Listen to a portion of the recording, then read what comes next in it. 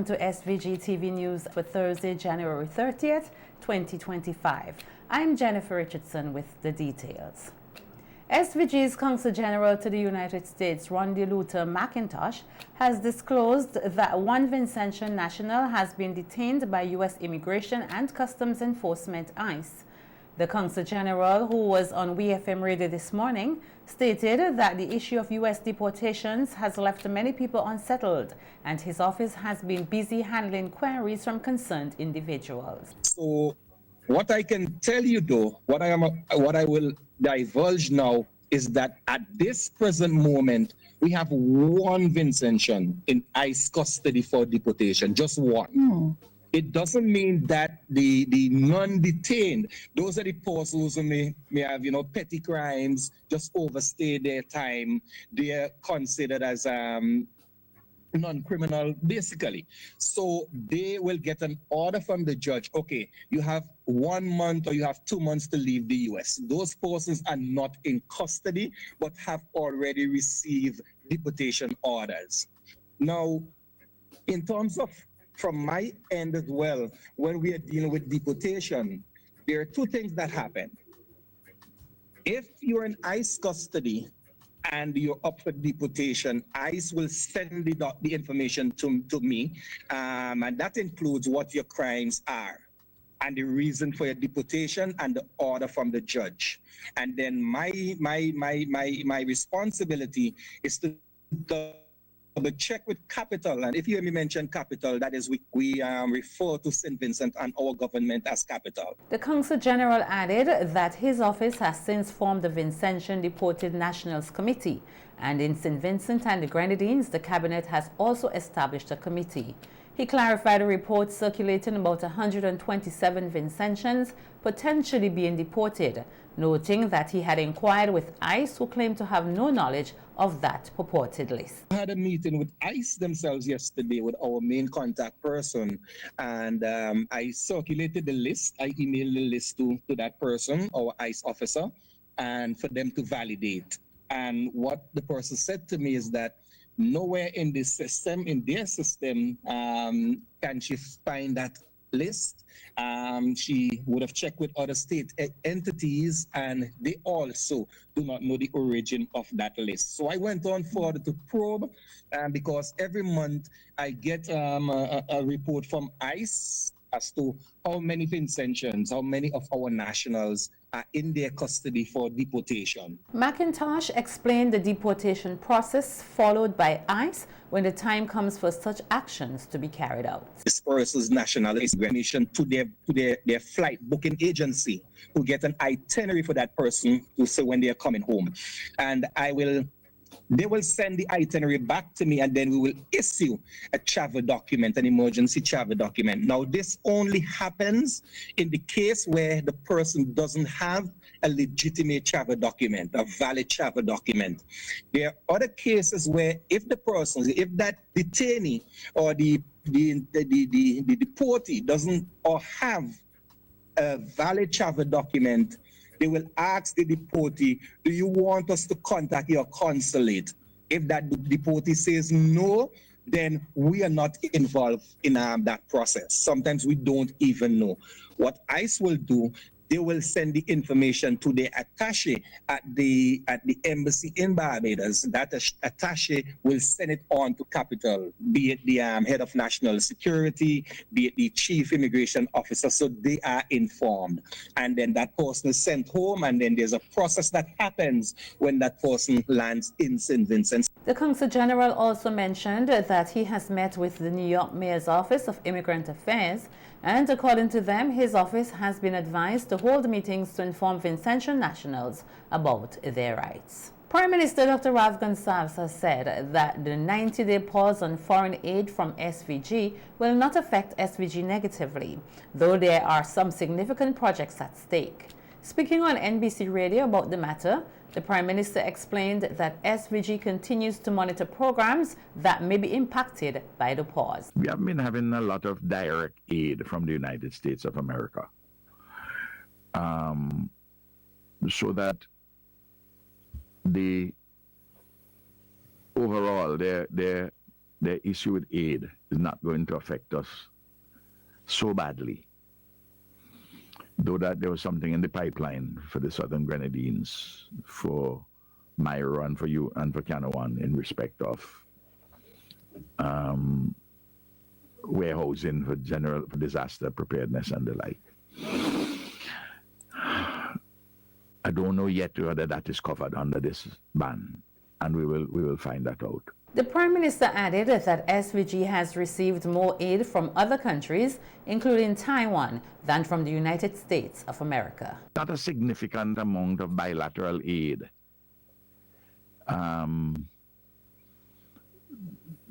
that we get. It comes in bits and pieces, but not a huge amount.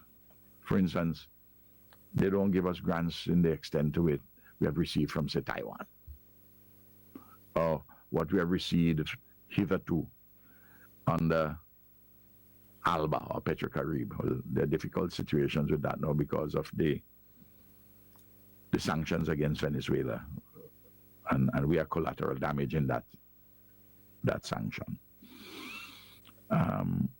We haven't had, for instance, any aid grant from the United States, the size of the $35 million US, which Britain gave to us in respect of the port. So of course, whenever we received any direct help from them, we are grateful. And they have provided support systems in a number of other ways. And we are also grateful. Chairman of the opposition New Democratic Party, the NDP, and MP for West Kingston, Daniel Cummings, has said there is little for the government to boast about with the 2.5% salary increase that public sector workers received on their January pay slips. Cummings pointed out that the increase falls short of addressing the rising cost of living that many Vincentians are currently facing. Speaking on an NDP program last evening, Cummings questioned whether the increase is enough to ease the financial pressure on workers. I want to ask the viewing and listening public, when is the last time you went to a supermarket? The prices don't stay the same week by week. They keep going up on all items. And for people like me, I normally, when I go to a supermarket, I try not to pay in cash because I get really depressed. It's easier to write a check, because you have to take out hundreds and hundreds of dollars for a few items. I'm not an extravagant person. But very often, if you're in the line in any of the supermarkets, you will encounter situations where people come up to the cashier with a basket of goods, and they keep in tab and have to decide which of the items they have to put back. Sometimes very basic items that obviously they need, but they don't have the resources. The 2.5%, it doesn't even begin to address the inflation. So that if you don't adjust people's salary accordingly. Compare your salary from 2021. Where you are today, $1 has far less value than it did in 2021. Even with the 3 years of small increases that the government has given to public workers, which increase, by the way, was not negotiated. The government legislated what public sector workers should get. The bottom line is inflation and the cost of living has gone up significantly more than any increases that the governments have given to public sector workers. So workers are, in fact, worse off today in 2025 than they were in 2021. And that is the sad reality. The opposition MP further noted that there is nothing in Budget 2025 that helps Vincentians deal with what he described as the spiraling cost of living. He said while the government may tout certain measures, they fail to recognize the everyday struggles of ordinary people who are simply trying to make ends meet. If you drive a vehicle, you know the cost of fuel is high. But it's more than that. The roads are so bad that your vehicle needs maintenance on a regular basis. The tires, today, I just had to buy 4 tires. It's nearly $1,000. These tires last between 6 and 9 months, not even a year. Then shocks are needed I don't know how it is that people are able to survive on the already low salaries in the country. Remember, we had the lowest salaries in the OECS by far. And on top of that, we've got such high levels of unemployment and underemployment. So the budget has failed to address the critical concerns that Vincentians are facing with respect to the escalating price, cost of living, whether it be food, whether it be anything at all. I mean, quite apart from the fact that you can't get very many local fruits, when they're available, the cost is going up all the time. Something as basic as a ripe banana, difficult to get and significantly higher. Don't talk about things like fish. I mean, it's not long ago you could get 2 pounds of robin for $5. Now what you're talking about is $6 and $7 a pound of robin and jacks, the basic fish. Don't talk about the other fish. If you can find them, which is a rare thing, they're $11 and $12 a pound. I mean, this is ludicrous. It's impacting on our people's ability to eat properly. And that has implications for health, has implications for all kinds of things. Reiterating his position that Budget 2025 failed to address the needs of the people, Cummings argued that what it does is provide more resources for the government's coffers rather than offering tangible solutions for the citizens. Significant increase in what people are paying through VAT and the customs surcharge, because every time the cost of an item goes up and this customs surcharge goes up, remember VAT is compounded on that, so you pay through the nose, and it is the government coffers that receives more money. What it does do, however, is make the spending power of our people far less, far less. You remember, before the budget, our leader, the majority leader in the parliament, the Honorable Godwin Friday, recommended several times to the government a number of initiatives that they should take in the budget to ease the squeeze on the people of this country. They listened to none. What can you tell us? What were some of those suggestions? To begin with, the VAT, Dr. Friday reminded them, is too high, to take it down from 16 to 13%. And I want our people to understand it. Instead of going to the supermarket and 16 cents out of every dollar being taken out, you're taking off 3 cents. So you're down to 13 cents. Now, that is a significant saving. We're asking the government to do what one of the businesses has now decided to do, have VAT-free days for its customers. In other words, have days when all 16% of the VAT is off on any item you buy. You know what that does? That does two things. It retains money in the pocket of the spender. But what it also does, it turns around and allow you, the shopper, to buy more goods so that the business benefits and the government benefits, and the cycle continues so that everybody benefits from these initiatives. And it's very exciting to see a leading business house in Kingstown has picked up on our... President of the SVG Teachers Union, Oswald Robinson, is calling on the Ministry of Education to ensure proper sanitation at the Kingston Government School. Robinson told SVG-TV News that today, for the second time, classes were interrupted at the school due to rat infestation. This is a problem that continues. Last term, we had this problem with rats infestation at the Kingston Government School. We have advised our teachers and to some extent the parents and the guardians of the Kingston Government School, better known as Stony Ground, to remove themselves from any working learning conditions which are unsafe and unhealthy.